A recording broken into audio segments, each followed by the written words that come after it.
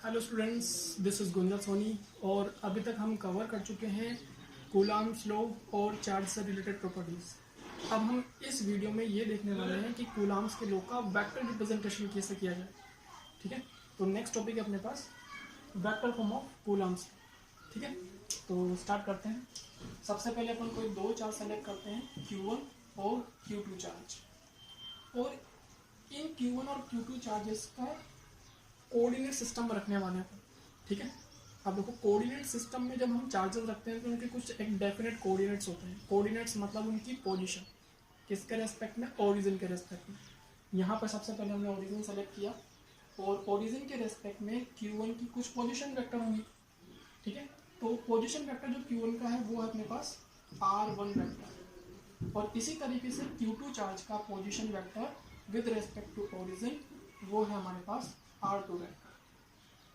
अब यहाँ पर R1 वेक्टर और R2 वेक्टर्स जो है वो पोजीशन वेक्टर्स हैं, मतलब Q1 चार्ज और Q2 चार्ज की पोजीशन को वेक्टर फॉर्म में रिप्रेजेंट किया हुआ है। और ये ध्यान रखना जरूरी है कि ये position vectors with respect to origin है। अब हम यहाँ पे बात करते हैं कि Q2 चार्ज जो है उसकी position with respect to Q1 charge क्या होगी। तो Q2 चार्ज की position with respect to Q1 charge, इसको रिप्रेजेंट करने के लिए हम एक वेक्टर ड्रॉ कर रहे हैं यहाँ पर, जो होगा R21 वेक्टर।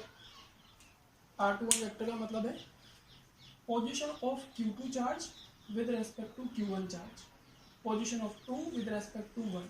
यहाँ मैं लिख देता हूँ इस बार कि R21 वेक्टर जो होता है ये होता है position vector, position vector of Q2 with respect to Q1।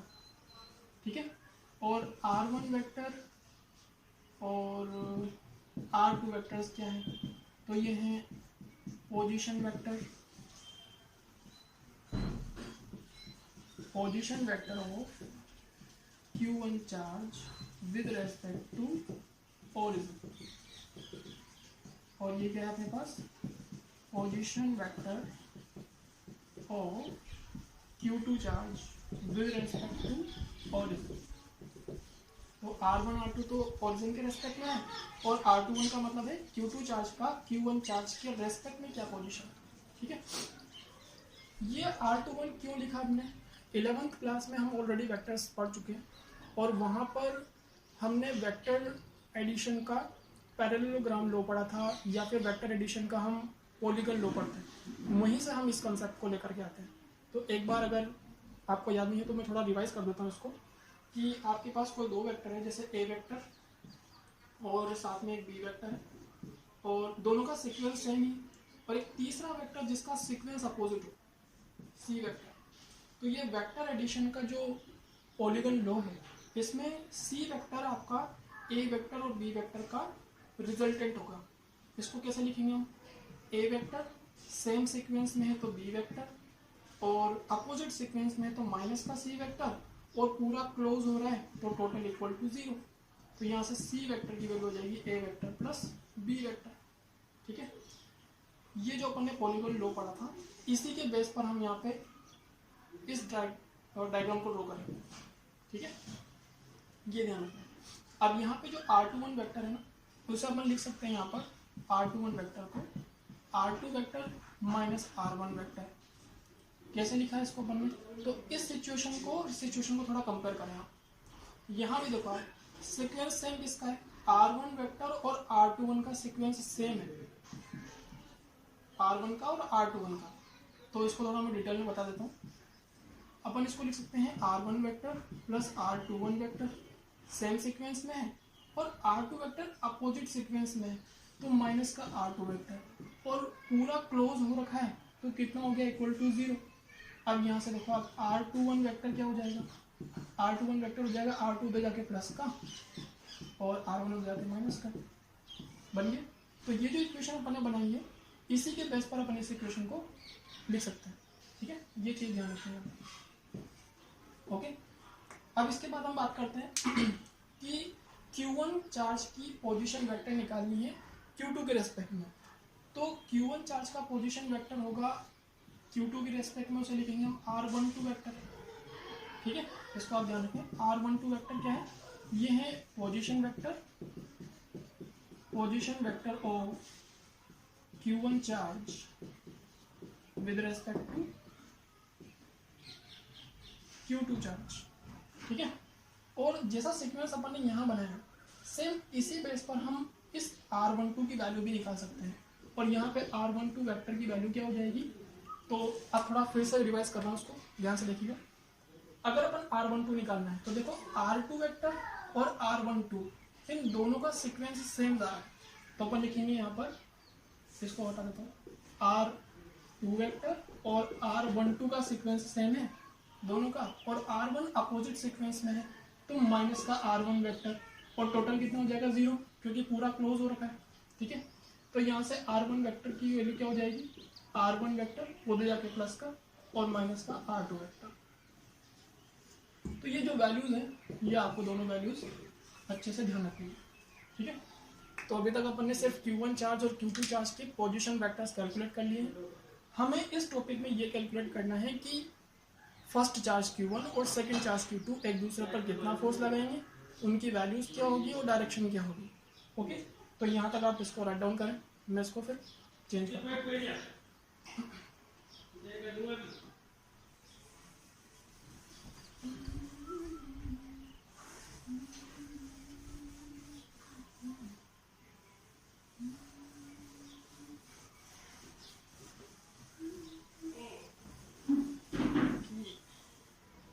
Okay, तो अब हम बात करते हैं यहाँ पे कि Q1 चार्ज और Q2 चार्ज जो कि दोनों सेम साइन के हैं, तो डेफिनेटली दोनों चार्जेस एक दूसरे को रिपल करेंगे। अब रिपल्शन का फोर्स Q2 चार्ज पर कैलकुलेट करना है ड्यू टू Q1 चार्ज। तो रिपल्शन का फोर्स देखो किस डायरेक्शन में होगा, तो रिपल्शन का फोर्स कुछ किस डायरेक्शन में होगा, Q2 के ऊपर Q1 ने अप्लाई किया तो उसको लिखेंगे F21। जिस पर फोर्स लगना है उसको पहले लिखना है, जिसने अप्लाई किया उसको बाद में लिखना है, तो ये हो जाएगा F21। F21 का मीनिंग क्या होगा, F21 वेक्टर मतलब है force on Q2 by Q1। इसी तरीके से Q2 चार्ज भी Q1 को रिपेल करेगा, डायरेक्शन ऑफ फोर्स ये होगी, और ये हो जाएगा F12 वेक्टर। F12 वेक्टर क्या है यहाँ पर, force on Q1 by Q2। Okay, अब हम F21 और F12 की वैल्यूज और डायरेक्शन देखते हैं। तो पहले आप F21 देखो, तो F21 वेक्टर क्या हो जाएगा, K Q1 Q2 upon distance का स्क्वायर। दोनों चार्जेस के बीच की डिस्टेंस यहाँ पर चाहे तो आप R21 लो या R12 लो, देखो दोनों वेक्टर्स जो है इन दोनों की जो मैग्नीट्यूड है वो मैग्नीट्यूड सेम है। ये जो एरो की लेंथ है यही मैग्नीट्यूड को रिप्रेजेंट करती है, और यहाँ पर आपके दोनों वेक्टर्स का मैग्नीट्यूड सेम है। बट हमें क्या करना है, F21 जो है इस फोर्स के डायरेक्शन में कौन सा वेक्टर है, R21। तो यहाँ पर अपन लिखेंगे डिस्टेंस कौन सी है, R21। तो R21 वेक्टर का मैग्नीट्यूड का स्क्वायर, क्योंकि हमें सिर्फ डिस्टेंस का स्क्वायर रखना है मैग्नीट्यूड फॉर्म में। और यहाँ पे ये पूरा मैग्नीट्यूड हो चुका है, अब बचे डायरेक्शन, और डायरेक्शन को रिप्रेजेंट करने का काम करता है आपका यूनिट वेक्टर। तो यूनिट वेक्टर हो जाएगा इस डायरेक्शन में R21 के। ये सीक्वेंस कैसे आया, ये भी अपन 11th क्लास में पढ़ चुके हैं। जैसे कोई वेक्टर है ए वेक्टर, तो एक तो होता है उसमें मैग्नीट्यूड को इस तरीके से रिप्रेजेंट करते हैं, और साथ में डायरेक्शन को रिप्रेजेंट करने का काम करता है यूनिट वेक्टर। ओके, तो यहाँ से यही सीक्वेंस हमने यहाँ ड्रॉ किया हुआ है। पहले वेक्टर लिखना है, फिर उसका मैग्नीट्यूड लिखना है, और फिर डायरेक्शन लिखनी है इसी सीक्वेंस के अकॉर्डिंग। ओके, आप देखो यहाँ से एक एक की वैल्यू क्या हो जाएगी, एक एक की वैल्यू हो जाएगी A vector divide by A vector का मैग्नीट्यूड। तो हम यहाँ पे स्केप को रिप्लेस करेंगे, तो ये हो जाएगा F21 vector equal to K Q1 Q2 upon R21 magnitude का स्क्वायर, और के की वैल्यू क्या हो जाएगी, पहले वेक्टर, तो ये हो जाएगा पहला वेक्टर डिवाइड बाई उसका मैग्नीट्यूड R21 का मैग्नीट्यूड। ओके, अब देखो यहाँ पे मैग्नीट्यूड का स्क्वायर चल रहा है, और यहाँ पर आपका मैग्नीट्यूड की पावर 1, बेस सेम है, पावर्स ऐड हो जाएंगी और नीचे हो जाएगा क्यूब। तो ये हो जाएगा F21 vector equal to K Q1 Q2 upon R21 mod का होल क्यूब, ठीक है। और यहाँ जाएगा R21 वेक्टर। इसे ही बोलते हैं हम कूलम्ब्स के इलेक्ट्रोस्टैटिक फोर्स का vector representation. Okay, numerical purpose में हमें यही यूज करना है। अब आपसे अगर ये पूछा जाए कि ये फोर्स कौन सा है, तो ये फोर्स तो है force by Q1 on Q2। अगर आपसे फोर्स पूछा जाए 1 चार्ज पर Q2 चार्ज के थ्रू, तो इसी सीक्वेंस को अपन डायरेक्ट लिख सकते हैं जिस तरीके से। अगर हमें F12 वेक्टर लिखना है तो क्या करेंगे, सबसे पहले मैग्नीट्यूड, तो K Q1 Q2। अब देखो यहाँ पर डायरेक्ट अपन इसको लिख सकते हैं। सीक्वेंस क्या था, यहाँ 2 1 है, यहाँ 2 1 है, यहाँ 2 1 है। अगर यहाँ 1 2 आएगा तो यहाँ पर भी हो जाएगा R12 वेक्टर के मोड का होल क्यूब और R12 vector.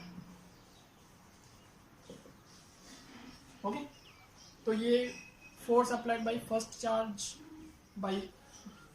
On second charge, या force applied by second charge on first charge, ये दोनों वैल्यूज हमने यहाँ पे कैलकुलेट करनी है। ओके, अगर आपको क्वेश्चन में ये वेरिएशन देता है कि दोनों में से एक चार्ज का साइन अपोजिट है, मतलब एक चार्ज पॉजिटिव है और एक चार्ज नेगेटिव है, तो उस कंडीशन में ये फॉर्मूला भी आपको चेंज करना होगा। ये फॉर्मूला सिर्फ तब तक ही काम करेगा जब दोनों चार्जेस के साइन सेम हो, दोनों चार्जेस एक दूसरे को रिपेल करते हो, तब अपन इसको यूज कर सकते हैं। अगर दोनों चार्जेस के साइन अपोजिट है तो वो दोनों एक दूसरे को अट्रैक्ट करेंगे, और उस कंडीशन में हमें फॉर्मेट चेंज करना होगा। तो किस तरीके से फॉर्मेट चेंज करना है, तो आपको डेरिवेशन करने की रिक्वायरमेंट नहीं, मतलब डेरिवेशन यहाँ तक आपका सेम ही रहेगा, लास्ट स्टेप में आपको चेंज करना है। लास्ट स्टेप में किस तरीके से चेंज करना है कि अगर हमें निकालना हो, सपोज दैट आपका Q2 चार्ज नेगेटिव है। अगर Q2 चार्ज नेगेटिव हुआ तो अब मैं इसको चेंज कर रहा हूँ, यहाँ तक आप एक बार लिख लें इसको। ओके, तो ये F21 इधर नहीं लगेगा और ये भी इधर नहीं लगेगा, तो Q1 चार्ज Q2 चार्ज को अट्रैक्ट करेगा अपनी साइड, तो फोर्स की डायरेक्शन इसको ऊपर की होगी, F21 वेक्टर। Q2 Q1 को अट्रैक्ट करेगा तो फोर्स की डायरेक्शन ये होगी F12 वेक्टर। अगर साइन चेंज करते हैं तो अब F21 की जो डायरेक्शन है इस फॉर्मेट में वो R12 की डायरेक्शन में है, तो F21 के साथ आप यहाँ पे R12 यूज करेंगे, सीक्वेंस अपोजिट कर देना है आपको यहाँ पर। तो मैं लिख रहा हूँ उसको यहाँ पर, if sign of charges are opposite, तो उस कंडीशन में F21 वेक्टर जो होगा K Q1 Q2 upon distance का स्क्वायर, और डिस्टेंस इस बार हम कौन से लेने वाले हैं, R12 की डायरेक्शन में, तो ये हो जाएगा R12 वेक्टर के मोड का होल क्यूब और R12 वेक्टर। ओके, और इसी तरीके से अगर मैं F12 निकालना हो तो K Q1 Q2 upon R21 vector के मोड का होल क्यूब और R21 वेक्टर। ओके, तो अगर आपको क्वेश्चन के अंदर साइन सेम दिए हो, दोनों पॉजिटिव हो या दोनों नेगेटिव हो, तो ये सीक्वेंस आपको सेम रखना है, 2 1 के साथ 2 1, 1 2 के साथ 1 2। और अगर आपको क्वेश्चन में दिया हो कि दोनों चार्जेस के साइन अपोजिट हैं, तो उस कंडीशन में फिर सीक्वेंस भी आपको अपोजिट कर देना है, 2 1 के साथ 1 2 और 1 2 के साथ 2 1। ओके, इस तरीके से आपको वेक्टर फॉर्म प्रिपेयर करना है कूलम्ब्स लॉ। अब हम बात करते हैं कि अगर इससे न्यूमेरिकल बनता है तो उस न्यूमेरिकल को हम किस तरीके से सोल्व करेंगे, वो हम इसमें देखते हैं।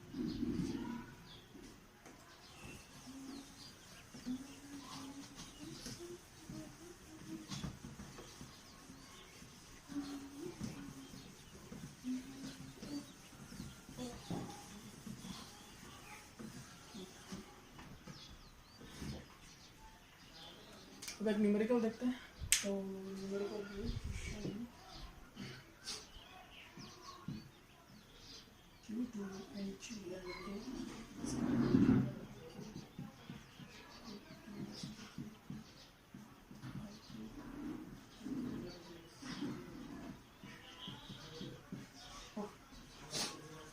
ओके, तो वेक्टर फॉर्म पर एक छोटा सा न्यूमेरिकल है, ताकि हम इस वेक्टर फॉर्म को अप्लाई करना थोड़ा सीख जाएं।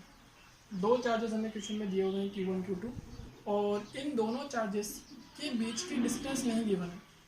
दोनों चार्जेस के पोजीशन वेक्टर आपको गिवन है और वो दिए हुए हैं Q1 का IK 2JK माइनस KK और Q2 का है 2IK plus JK minus 3KK। अभी आपको इस क्वेश्चन के अंदर ये कैलकुलेट करना है कि force by Q1 on Q2, ये आपको कैलकुलेट करना है। ठीक है, तो कैसे करेंगे, तो इसका सॉल्यूशन क्या है, देखिए सबसे पहले तो आप ये देख लो कि फॉर्वर्ड कौन सा लगाना है। दोनों चार्जेस के साइन सेम है और जब साइन सेम होते हैं तो हमें सीक्वेंस भी सेम रखना होता है।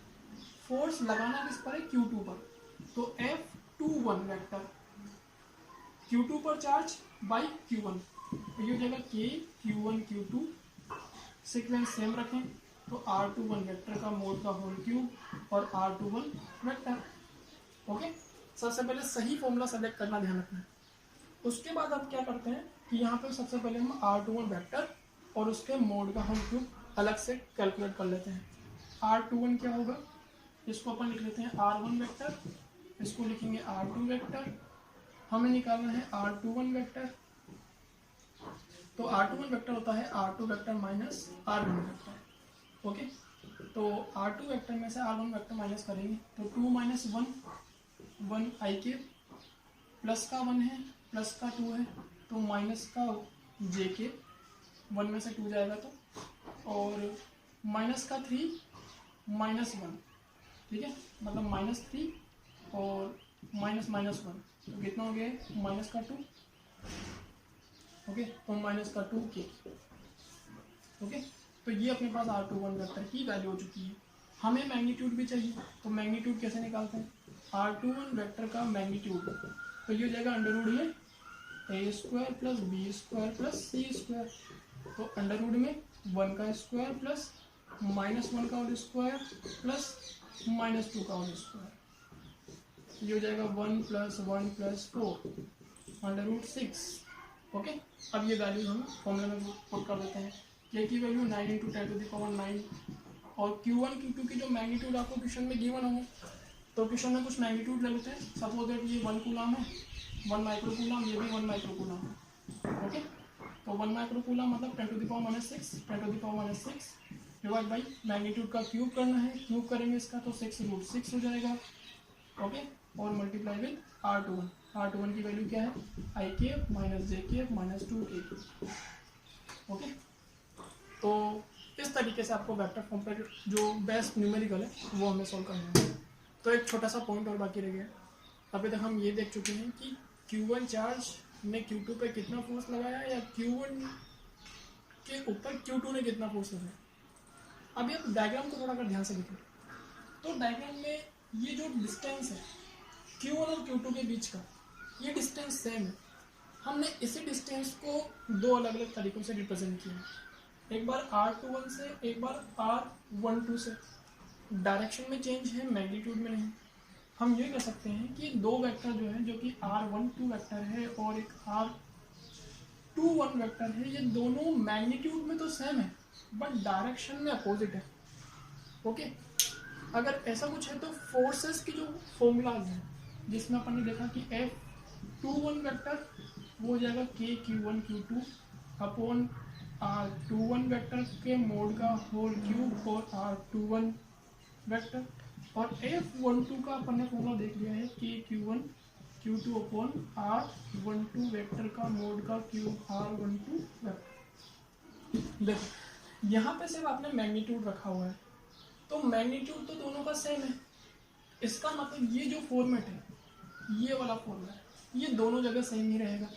इसकी वैल्यू जब हम कैलकुलेट करते हैं तो चेंज कहाँ आना है, यहाँ पर चेंज किसका आएगा, सिर्फ डायरेक्शन का। तो ये क्लियर हो चुका है कि F12 vector equal to F21 vector opposite in direction. दोनों चार्ज Q1 Q2 एक दूसरे को सेम फोर्स से रिपेल करेंगे या अट्रैक्ट करेंगे, बट उन फोर्सेस की डायरेक्शन जो होगी वो एक दूसरे के अपोजिट होगी। ठीक है, तो ये एक रिजल्ट है vector form of Coulomb's law का, जो हमें ध्यान रखना है कि दो चार्ज हमेशा एक दूसरे को सेम फोर्स अप्लाई करते हैं, बट उन फोर्सेस की डायरेक्शन एक दूसरे के जस्ट अपोजिट होती है। ओके, तो यहाँ पर न्यूटन का थर्ड लॉ वो जरूर काम कर रहा है, और वो कहता है कि जितना एक्शन Q1 Q2 का अप्लाई करेगा उतने ही सेम अमाउंट का रिएक्शन Q2 Q1 पर अप्लाई करेगा। ओके, तो यहाँ पर आपका vector form of Coulomb's law directly related है न्यूटन्स थर्ड लॉ से।